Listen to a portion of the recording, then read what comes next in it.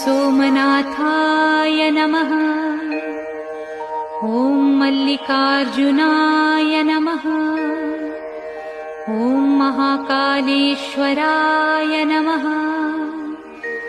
ॐ ओंकारेश्वराय नमः। ॐ वैद्यनाथाय नमः। ॐ भीमशंकराय नमः।